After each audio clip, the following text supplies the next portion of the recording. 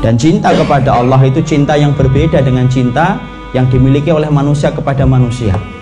Karena cintanya makhluk itu berbeda dengan cintanya Khalik kepada makhluk. Ya, kalau cintanya makhluk kepada makhluk akan menjadikan kita disenengin oleh makhluk yang mencintai kita, dimuliakan oleh makhluk yang mencintai kita, akan diberikan hadiah oleh makhluk yang kita cintai dan dicintai oleh kita. Tapi beda dengan cintanya Allah, karena sesungguhnya Allah itu cintanya beda dengan cintanya makhluk. Cinta Sang Khalik, maka kita harus paham, kalau sudah sepakat kita mengatakan kita ingin mendapatkan cinta dari Sang Khalik, maka kita harus paham cinta dari Sang Khalik itu beda dengan cintanya makhluk. Supaya jangan pernah kita membayangkan cintanya Allah itu sama dengan cintanya makhluk. Karena banyak orang hari ini kebingungan untuk membedakan antara cintanya makhluk dengan cintanya Khalik. Cintanya makhluk itu selalu ingin membahagiakan dengan apapun yang kita miliki untuk membahagiakan orang yang kita cintai. Itu cintanya makhluk. Ada seorang suami lagi senang sama istrinya, baru pertama kali nikah, Masya Allah, maka semua yang diminta oleh sang istri akan dipenuhi permintaannya. Kenapa? Sang suami lagi jatuh cinta kepada sang istri. Sebagaimana sang istri ketika baru cintanya kepada sang suami, maka dia akan membuat bagaimana suaminya itu senang. Kalau suaminya itu senang nasi goreng, dia buat nasi goreng. Kalau suaminya itu senang soto, dia akan berusaha bagaimana membuat soto yang enak. Kenapa? Karena sesungguhnya cintanya makhluk kepada makhluk melahirkan kekuatan untuk membahagiakan orang yang dia cintai. Tapi kita harus paham, cinta Sang Khalik ketika Allah bersemayam di atas arsy-Nya itu beda dengan cintanya makhluk. Kenapa? Laisa kamitslihi syai'un wa huwas samiul basir. Karena Allah itu tidak sama dengan makhluknya, dan sesungguhnya Allah itu maha mendengar dan lagi maha melihat. Allah itu tidak sama dengan makhluk sedikit pun. Sama pula cintanya Allah pun akan berbeda dengan cinta yang diberikan makhluk kepada makhluk. Ini penting supaya kita tidak buram memandang konsep cintanya Allah, karena banyak orang yang memaksakan cintanya Allah itu sama dengan cintanya makhluk. Kalau Allah cinta sama kita, berarti kita harus diberikan kekayaan. Kalau kemudian Allah cinta sama kita, berarti kita harus diberikan kemudahan dalam fasilitas hidup. Kalau Allah cinta sama kita, berarti urusan kita harusnya gampang. Makanya kalau ada orang yang urusannya gampang, rezekinya lancar, biasanya komentarnya apa? Allah sedang sayang dan sedang cinta sama kita, makanya urusan kita jadi gampang. Tetapi kalau kemudian kita merasa sedang disulitkan berbagai macam tingkat ujian, rezeki kita yang asalnya 10 pintu menjadi 3 pintu, urusan kita kemudian menjadi berat, kemudian kita langsung mengatakan Allah itu sedang tidak sayang sama kita. Karena banyak orang yang menyandarkan cintanya Allah itu, kalau cinta sama kita berarti digampangkan hidup, dan kemudian kalau Allah benci sama kita berarti Allah sulitkan kita di dalam hidup. Itu salah. Itu berarti menyamakan antara cintanya Allah dengan cintanya makhluk. Padahal cintanya Allah itu beda dengan cintanya makhluk. Kalau kita menyamakan cintanya Allah dengan cintanya makhluk, bahwasanya orang yang dicintai oleh Allah itu pasti kaya raya dan pasti gampang urusannya, Masya Allah, berarti orang kafir itu hari ini mereka menjadi manusia yang paling dicintai oleh Allah. Karena banyak di antara mereka yang belum beriman kepada Allah, tapi ternyata mereka itu lebih beruntung dalam urusan rezeki dan urusannya gampang. Kita mau beli apapun, kadang-kadang harus nabung. Berapa banyak orang yang hari ini belum beriman kepada Allah dan Rasulnya, mereka tidak perlu nabung ketika beli sesuatu, karena harta mereka terlalu berlimpah kalau hanya membeli barang-barang yang murah. Kalau kita katakan bahwasanya cintanya Allah itu memuluskan hidupmu, Masya Allah, berarti orang kafir itu adalah orang-orang yang paling dicintai oleh Allah. Terutama orang-orang di Hollywood, ketika orang-orang itu mereka berlimpah dengan harta, dan orang-orang Bollywood ketika gampang mendapatkan duit. Lawang mereka senyum saja di kontrak iklan kok. Padahal kalau kita senyum tidak ada yang kontrak kita, ya. Jadi kalau kemudian kita masih menyandarkan cintanya Allah semacam itu, berarti salah. Makanya Allah mengingatkan kita, fa'amal insanu idza mabtalahu rabbuhu fa'akramahu wa na'amahu fayaqulu rabbi akraman.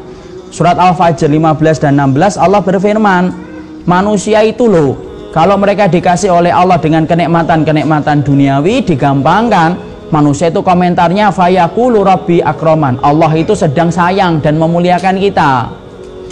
Tapi ada pula manusia kalau sedang disempitkan rezekinya oleh Allah, dijadikan ujian bisnisnya itu banyak, maka manusia mengatakan rabbi ahanan, Allah itu sedang menguji kita dan membenci kita.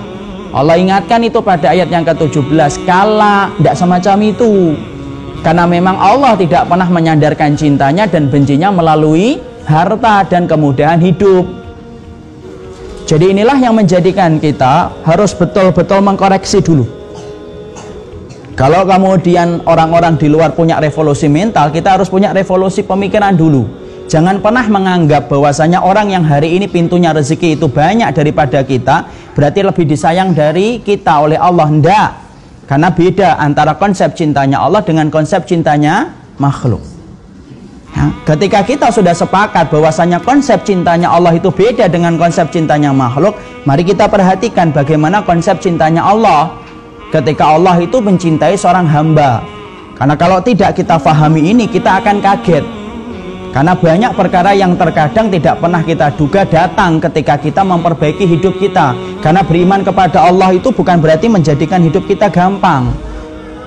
Tapi justru ketika kita beriman dan ingin memperbaiki hidup kita dan mengkoreksi hidup kita, terkadang banyak kesulitan-kesulitan yang Allah akan berikan kepada kita. Kenapa Ustadz? Ya karena konsep Allah kalau cinta, Allah berkata, innallaha idza ahabba qauman ibtalahum. Fa in radiya falahur ridha wa in sakhita falahus sakhat. Karena Rasulullah SAW berkata kepada kita, menerangkan bagaimana konsep cintanya Allah ketika Allah itu cinta kepada hambanya. Allah kemudian berfirman, Allah itu apabila telah cinta kepada salah satu di antara makhluknya, ibtalahum, Allah itu akan mengujinya. Fa in radiya, kalau kemudian dia ridha dengan ujian yang Allah berikan, falahur ridha, maka Allah itu akan tambah ridha kepadanya. Wa in sakhita, kalau kemudian dia itu murka dengan ujian yang Allah berikan, falahus sakhat, maka dia itu akan mendapati Allah lebih murka kepadanya. Di sini kita akan mendapati, Masya Allah, semakin kita beriman kepada Allah dan semakin kita dicintai oleh Allah karena iman yang kita miliki, ingat, sesungguhnya Allah itu akan menyulitkan kita dengan berbagai macam ujian.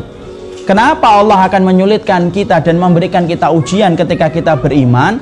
Tidak apa-apa, kecuali tujuannya adalah Allah ingin tahu apakah cintanya makhluk itu betul-betul teruji ataukah hanya sekedar ucapan.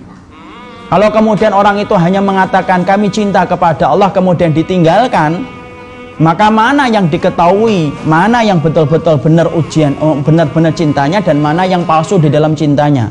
Makanya Allah kemudian diterangkan oleh Rasulullah, kalau Allah sudah jatuh cinta sama kita, maka Allah akan menguji kita. Dan ingat ibu dan bapak, kadang-kadang kita dulu ketika belum banyak mengetahui ilmu, kadang-kadang hidup kita gampang. Kenapa? Karena menurut kita semuanya boleh. Tapi setelah kita belajar, akhirnya apa? Akhirnya banyak perkara yang dulunya boleh ketika kita masih bodoh, menjadi tidak boleh setelah kita mengkaji ilmu. Karena ternyata tidak gampang beriman kepada Allah dan tidak gampang dicintai oleh Allah. Tapi yang pasti kalau sudah dicintai oleh Allah, kelak dalam kehidupan di akhirat menjadi orang yang paling nikmat hidupnya. Karena alat Allah membayar setiap orang yang diuji itu adalah bayarannya surga. Ternyata dalam kehidupan kita menata diri supaya kita dicintai oleh Allah, itu jangan pernah kita itu punya anggapan kalau dicintai oleh Allah itu sama kayak dicintai suami. Kalau kamu suami saya itu cinta sama saya, belikan saya ini dong, belikan saya itu. Itu kan tuntutan istri kalau merasa dicintai sang suami. Bapak-bapaknya ketawa semua ini. Itu berarti perih ibu pernah diminta sama ibu-ibu. Ya? Supaya kita tidak salah kemudian memaknai cinta kita di hadapan Allah. Karena apa? Kalau bapak dan saya, ibu dan saya sepakat bahwasanya hidup kita perlu dicintai oleh Allah, tolong ya, siapkan tenaga yang ekstra karena sesungguhnya cintanya Allah akan banyak menguras tenaga kita. Makanya orang yang paling keras ujian dalam hidupnya itu siapa? Bukan orang-orang mendosa. Orang yang paling keras ujian hidupnya itu bukan orang-orang preman dan orang-orang yang mereka melakukan kemaksiatan, bukan pula kepada orang yang tidak beriman. Enggak, orang yang beriman mah gampang hidupnya. Tapi orang yang paling keras ujian dalam hidupnya ditanyakan kepada Rasul, man asyaddan nasi balaan, siapa itu orang yang paling keras ujian hidupnya ya Rasulullah? Harusnya kan menurut kita orang yang tidak beriman itu yang paling keras ujiannya. Mereka tidak pernah nempelkan kuning untuk sujud kok, tidak pernah zikir pagi dan tidak pernah zikir saat petang. Tapi Nabi ketika ditanya man asyad dan nasi balaan, siapa orang yang paling keras ujian dalam hidupnya, Rasulullah Shallallahu Alaihi Wasallam kemudian berkata, asyad dan nasi balaan, orang yang paling keras ujian di dalam hidupnya itu adalah al-anbiya, para nabi. Fal anbiya, dan para nabi. Summa salihuna fal amsalu, dan orang-orang yang solih yang mengikuti para nabi. Lalu Rasulullah Sallallahu Alaihi Wasallam bersabda, melanjutkan hadis itu, idza kana dinuhu syiddatan, kalau kemudian agamanya itu kuat, ubtuliya syiddatan, semakin kuat dia itu beriman, semakin kuat ujian yang Allah timpakan kepadanya. Fa in kana dinuhu riqqatan, kalau kemudian agamanya itu ringan benar, maka dia itu akan diuji berdasarkan ringannya iman yang dia miliki di dalam hatinya dan jiwanya.